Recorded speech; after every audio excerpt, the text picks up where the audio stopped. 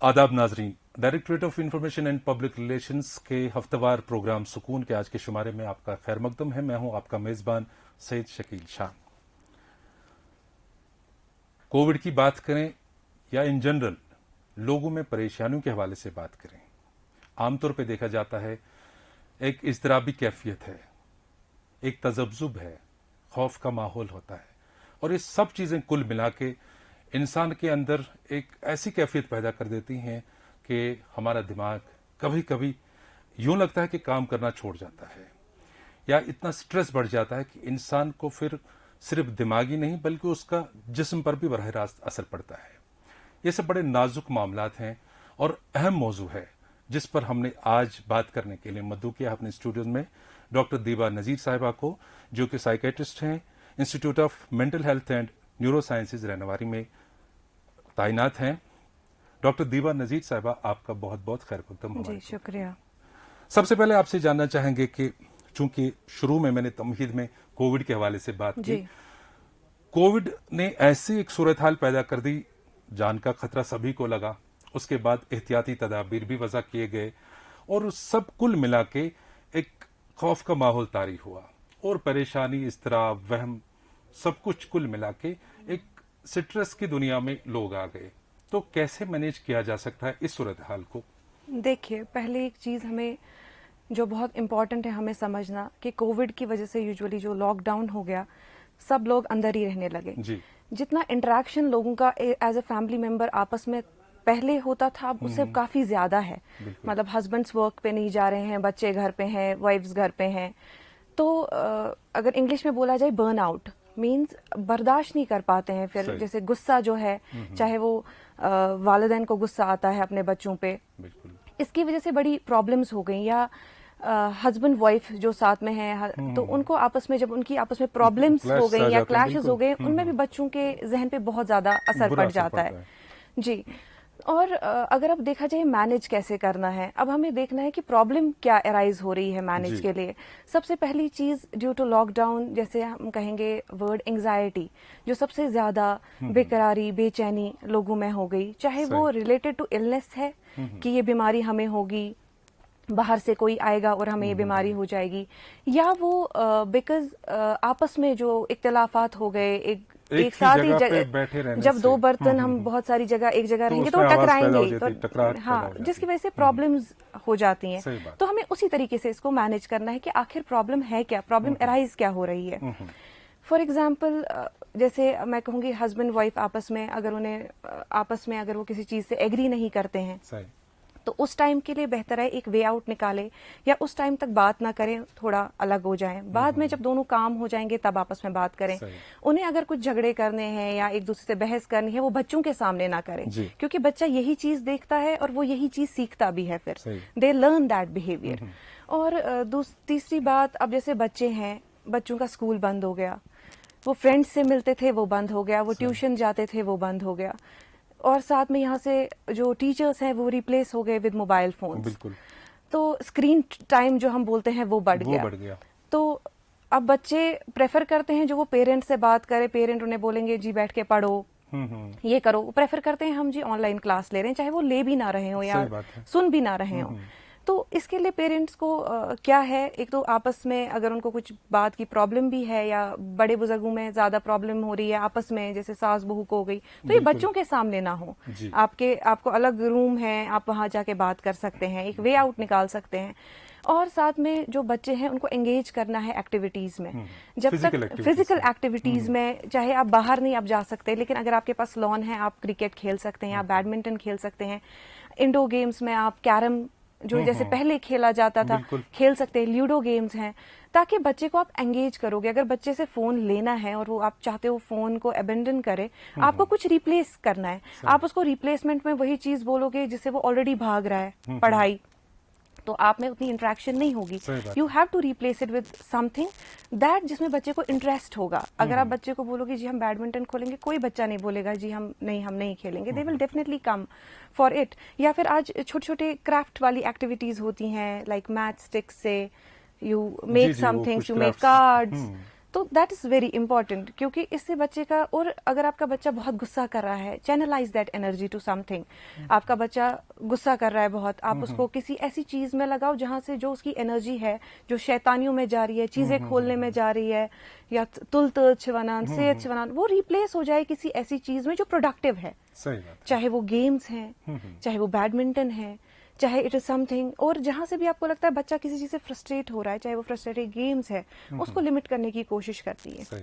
وہ لمٹ تب ہوگا جب بچے کو آپ اپنا ٹائم دو گے. پیرنٹس جیسے فادر کو ورک فرام ہوم ہے, غصہ ہے, ان کے لیے بھی ہے. اسی پوائنٹ کی طرف آنا چاہ رہا تھا, جیسے کہ ابھی ہم نے بچوں کی بات کی, لیکن ایک ضروری عمل یہ ہے کہ جب پیرنٹس آپس وہ مینٹلی ساؤنڈ ہو, وہ آؤٹ آف اسٹریس ہوں, تو پہلے اگر ہم کسی باپ کو بولیں گے کہ آپ بچے کو سمجھاؤ, وہ پہلے ہی ڈسٹربڈ ہے. دیکھیے پہلے جو ہے ورک فرام ہوم, پہلے ورک فرام ہوم سب کو بہت اچھا لگا, تو لوگ خوش تھے, ورک فرام ہوم چھٹی ان کو, کیونکہ نارمل روٹین سے کچھ ڈفرینٹ تھا, کچھ جیسے سنڈے سب کو اچھا لگتا ہے. لیکن اس میں کیا ہوا, ورک فرام ہوم اب یہ کنٹینیوٹی, آپ کو گھر پہ رہنا ہے, آپ کے بھی لمٹ ہو گئے دوست, آپ نے بھی بات کرنا, آپ کے کلیگس, آپ کا جو ورک کا طریقہ تھا وہ بالکل ڈفرینٹ ہو گیا. ورک فرام ہوم کے لیے سب سے بیسٹ ہے لمٹ یور سیلف ٹو, مطلب for example if bed room is for sleeping, that's why we are giving a name to it, bed room. You have to sleep, wash room, you have to wash your self, kitchen you have to کوک اور prepare meals دیر.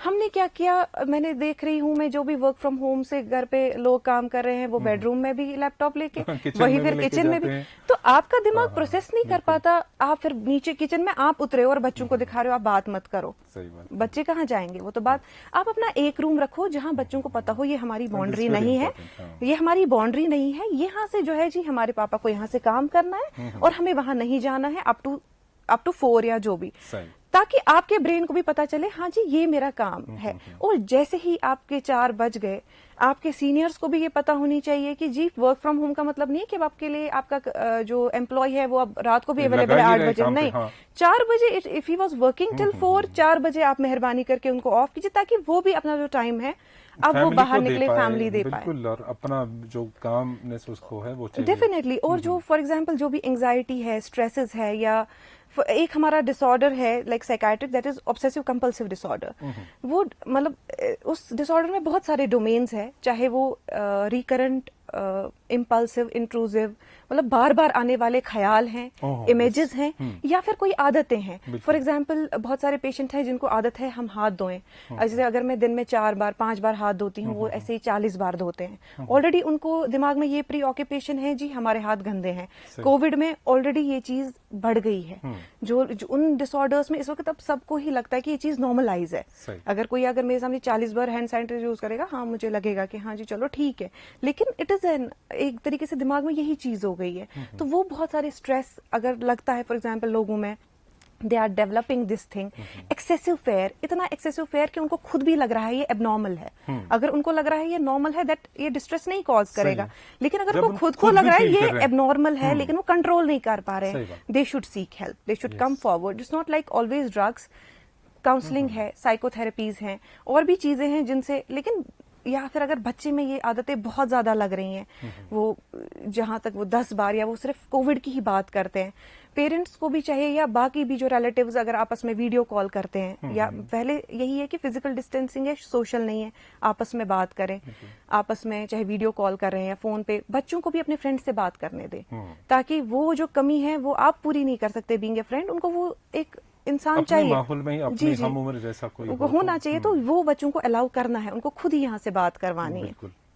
اور جو میں کہہ رہی تھی for example, یہ اگر بچوں میں بھی آپ کو یہ چیزیں لگے کہ بچہ بہت زیادہ فیئرفل ہے, کنسرنڈ ہے ٹورڈز کلینلینس, اور آپ کو لگ رہا ہے یہ بچے کا ذہن جو باقی چیزیں سوچنے کے بجائے یہی چیز سوچ رہا ہے, تو ڈیفینیٹلی بچے کو کاؤنسلنگ کی ضرورت ہے, بیکاز ان دا اینڈ اس کے آگے مینٹل ہیلتھ پہ اثرات ہے. ابھی آپ کو لگے گا ٹائم بینگ تک ٹھیک ہے, بچہ سیف ہے, لیکن آگے کے لیے یہ پرابلم ہے. اور فار ایگزامپل جیسے بہت سارے لوگ بولتے ہیں جو میڈیا ہے یا ٹی وی وغیرہ پہ صرف کووڈ کی نیوز ہوتی ہے, ان کو تو نیوز دینی ہے. اب خالی وہی نیوز چینلز ہی نہیں ہیں, باقی چینلز ہے, چاہے وہ اسلامک چینلز ہیں, چاہے وہ Informative کوئی بھی انفارمیٹیو چیز. ہے, چاہے وہ سیدھے ساس بہو سیریل ہم کہیں گے, آپ کو کسی نے نہیں کہا آپ یہی چینل دیکھیں, لیکن آپ کا انٹرسٹ ہوتا ہے آپ دیکھیں, آپ اپنی نیوز لمٹ کریں. بچوں کو آپ کو نہیں بتانا ہے جی تھرڈ ویو ہے وہ اب آپ پہ اٹیک کرے گا, تو بچے کو تو ذہن میں جب سینیریو میں کافی دیکھا جا چکا جیسے ہے پہلے والے اور گروپ دیکھا میں جا رہا ہے کہ لوگ اکثر اسی کے ریلیٹڈ جی اور خود ڈاکٹر بھی بنے, خود وہ ٹوٹکے بھی سیکھتے ہیں کہاں سے آتے ہیں کیسے, اور ساری چیزیں جب دماغ میں ایک ساتھ آ جاتی ہیں تو ایک سٹریس لیول تو بڑھے گا انسان کے ڈیفینیٹلی اندر. اسٹریس لیول تو بڑھے گا. جتنا ہم بھی ناظرین سے گزارش کریں گے کہ جو بھی Limit. گائیڈ لائنس ہیں, ایس او پیز ہیں, وہ تو فالو کرنی ہے. فالو کرنی ہے, وہ ہمیں پتہ ہے سب کو. اب گاؤں شہر بچے کو پتہ ہے کیسے ہمیں محفوظ رہنا ہے کووڈ سے. اب ہم ریپیٹڈلی انہی نیوز کی طرف, انہی خبروں کی طرف جائیں گے تو یہ بھی ایک طرح سے آپ کے دماغ پہ ایک برڈن بڑھ جائے گا. یا پھر آج ہمارا بہت ہمارے پاس یوٹیوب ہے, کوکری کلاسز ہوتی ہیں, کوکنگ. آپ بچوں کو انگیج کریں, وہ والے بچے جو 12 سال سے اوپر ہیں, گرلز ہیں, آپ ان کو بتائیں آج ہم پیزا بنائیں گے. ڈیفینیٹلی ان کے لیے ایک الگ چیز ہے, ایک انوویٹو چیز ہے, وہ بھی کریں گے اینڈ دے ول انجوائے. ان کے لیے گیم ہوگا, آپ کے لیے ہیلپ ہوگی, and they will also learn this thing, کیونکہ یہاں والا ٹائم ہے کہ ہمیں بچے کو پروڈکٹیو کیسے بنانا ہے. اور and definitely there are like counselling, جیسے امہانس میں ہی ہمارا چائلڈ ویل بینگ سینٹر ہے, they are open free to talk to parents, جہاں جو ہم یہاں نہیں بول سکتے ہیں. ڈیفینیٹلی ان کے اپنے طریقے ہوتے ہیں, ہر ایک بچہ سیم نہیں ہوتا, ہر ایک بچہ ڈفرینٹ ہوتا ہے. آل رائٹ ڈاکٹر دیبا, دوسری بات ہم جائیں گے اب تھوڑا سا اڈلٹس کی طرف. جی جی. جو ہماری نوجوان پود ہے, اب بہت دیکھا جا چکا ہے, اور میرے خیال سے جو ایک کووڈ کی جب لہریں ہوئیں فرسٹ اینڈ سیکنڈ ویو, اس میں دیکھا جا چکا ایک سوسائڈل ٹینڈنسی جوانوں میں, ینگ پیپل میں ابھی دیکھنے کو مل رہی ہے, جو جوانی کی دہلیز پہ قدم ہی رکھ رہے ہوتے ہیں تو یا ہارٹ اٹیکس کے معاملات سامنے آتے ہیں, یا انہیں اتنی اینزائٹی ہے, اتنا ڈپریشن ہے کہ وہ اپنی جان کا خاتمہ کرنے کو ترجیح دے رہے ہیں. کیا بات ہوئی ہے ایسی؟ پہلی چیز پھر سے میں وہی کہوں گی, اب پہلے کیا ہوتا تھا, کہیں سیوسائڈ ہوتا تھا تو زیادہ لوگوں کو پتہ نہیں ہوتی تھی. اب فار ایگزامپل میں نے آپ کو بولا کچھ بیہیویئرس ایسے ہوتے ہیں کہ سامنے والا کرے تو ہمیں ایک رول ماڈل بناتے ہیں. فار ایگزامپل کسی ٹی وی ایکٹر کی ڈیتھ ہو گئی, ان دنوں 15-20 ایک مہینے تک اس کے بغیر اور کوئی نیوز نہیں, بات ہی نہیں تھی. تو ان دنوں اگر آپ دیکھا جائے کتنا زیادہ سرج ہو گیا تھا ان سیوسائڈس. ان کو لگتا تھا جب اس نے, جس کے پاس سب تھا, اس نے ختم کیا تو ہم کیوں پیچھے رہیں. تو ایک طریقے سے ایک پش ملتا ہے.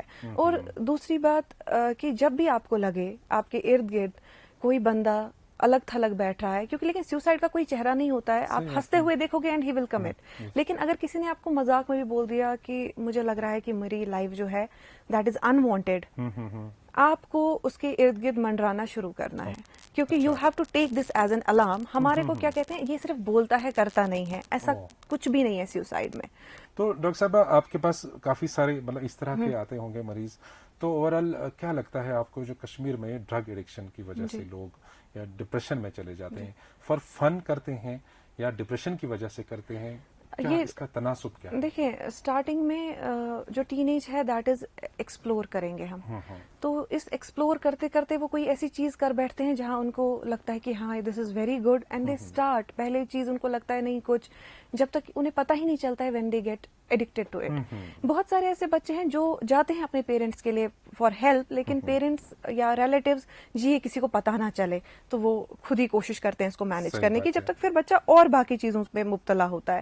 یا پھر ٹین ایج ایسی چیز ہے جہاں باقی چیزیں بھی بہت ایشوز کرتی ہیں, مطلب لوگ نئے لوگوں سے ملتے ہیں, کوئی لوگ سے آپ کا جھگڑا ہو گیا یا بریک ہو گیا, تو دونوں کا اس میں ڈیفینیٹلی دونوں چیزیں ہو جاتی ہیں. لیکن یہی ہے کہ سب سے پہلے دوسری ایک امپورٹنٹ بات ہے وہ یہ کہ جب کسی کے گھر میں چاہے کووڈ کی وجہ سے ہو یا نارملی ڈیتھ ہو جاتی ہے, جی بالکل, اس کے بعد وہ مارننگ کا ایک طریقہ رہ جاتا ہے گھر میں, ایک ڈپریسو ماحول بن جاتا ہے سارا. دیکھیے جو اس سے باہر نکلنے کے لیے کیا آپ سجیسٹ کریں گے؟ دیکھیے جیسے آپ یہ بات کر رہے ہیں گریف کی, جو گریف ہے یہ ایک بہت نارمل ریسپانس ہے.